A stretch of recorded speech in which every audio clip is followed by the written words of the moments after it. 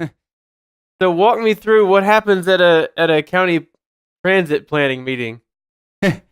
Um, well, this was their monthly board meeting of the local transit authority. So it's the board of commissioners, um, talking about all current topics, events going on, ranging from uh, uh, planning for new routes, um, HR issues, um, approval of contracts, so on. That relates to one of the main questions that I wanted to talk about, which was whether, in your experience, transit is downstream of development or development is downstream of transit. Hmm. So Memphis experience, I'd say we are at a point here locally where up until now, it has been transit is downstream of development. So an excellent case in point. About a year and a half ago, a new large employer was announced. It was a call center that would employ 700 people, which is low skilled jobs that would appeal to many residents who don't have a lot of education. So also typically people who would be very likely transit riders. But this employer, and it also received public incentives to come to Memphis, located in the extreme eastern section of the city that had no transit access. And so after the company agreed to come here, the city then they said, "Oh, by the way, we'd also like you to pay for a new bus line to bring our employees to us." And that was really a wake-up call locally that we're doing things in reverse. That rather than just letting the employers decide where they want to go, or rather than allowing developers decide where they want to build the housing first, and then trying to figure out transportation issues after it, On their is a terms. mistake. Right. So I would say we are now at the point that we're starting to flip that around. And there have been a couple good examples lately. One is about a half a year ago, IKEA announced they are opening their first store in Tennessee, the first store in this region of the country, in Memphis. Really? Yes, and Sure, they my will mom will be employ. there. Yeah, it was a big event here. A lot of people were excited about it. People who had been driving to Atlanta, that the closest store was a 6-hour drive just to go to I sense IKEA. a but coming in this explanation. Oh well, no. Um, so what happened differently, and they were going to employ about 300 employees, or they are going to employ about 300 employees. What happened differently is that on the front end, our transit authority and the city together reached out to IKEA and said, "This is great that you're coming. We want you to be here, but we want to be sure that you have transit access. What can you do to help us create that access for you?" Hmm. Fortunately, IKEA is a company that's, obviously they're based in Europe, so they have some experience in transit, and they recognize the value of transit access. Right. Um, so they're willing to help you share the cost of extending transit service. So that's just one example of how now we're trying to take more of a proactive approach to getting transit out before the development. What do you think the experience would have been if you had contacted the call? I mean, how much of that is IKEA's European pedigree, and how much of it is, well, you caught us in the front end? I think a lot of it is definitely the front end. Um, I mean, yes, I think it's easy. Like I said, I think it's easier working with IKEA because it does have those European roots. But their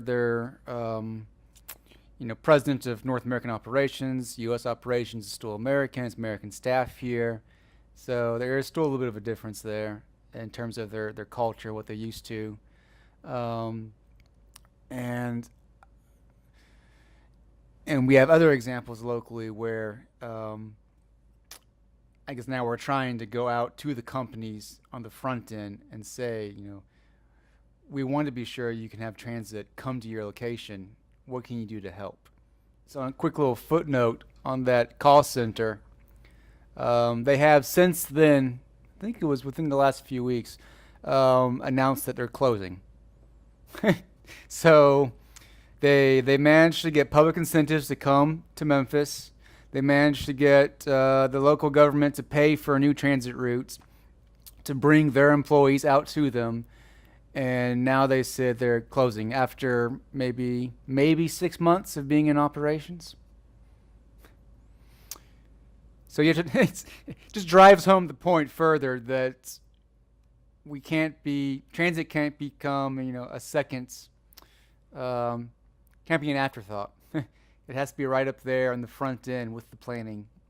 Or in the first episode of Skyline, this show, I talked to Norman Wright, who's a planner in Denver, and Adams County on the edge of Denver, and we talked about the tension, or not the tension, but the existence of the two different parties. There's the planning department on the one hand, then there's the council, which he helped me understand was this is a much more grassroots, citizen oriented body. And so he said, even if you have the good fortune to deal with the planning department, which is fairly forward thinking and so on, a lot of your good ideas and hopes and dreams may go to seed when you know, if a citizen a ballot initiative says, no, we don't want this, we don't want another trolley stop here or whatever.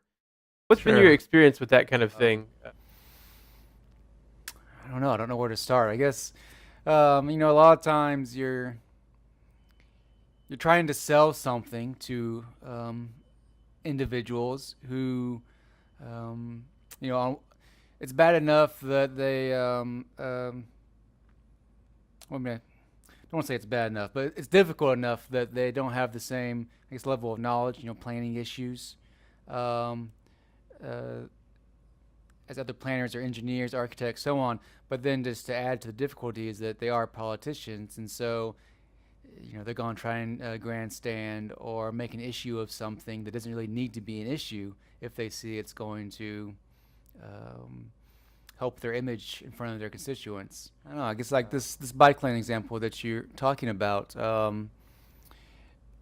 it's final. It was already not faring well, but the final nail in the coffin came when two city councilmen attended a public meeting. It was supposed to be the last public input meeting on this bike lane project before it went final, basically, before um, the city announced the final alignment of the route and so on.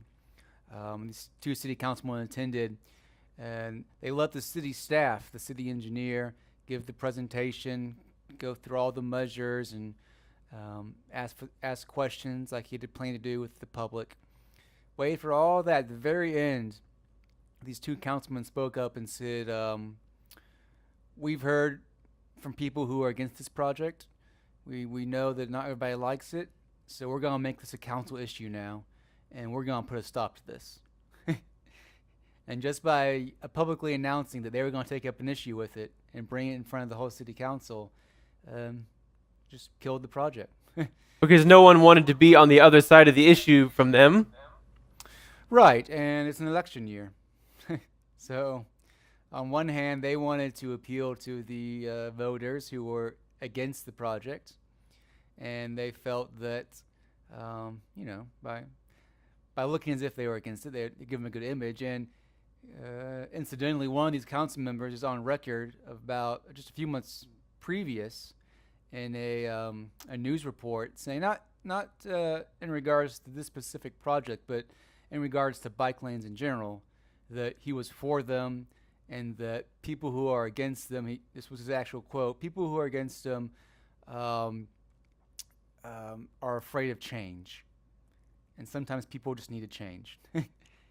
And a few months later, he came out as being apparently one of these people who was against the change. So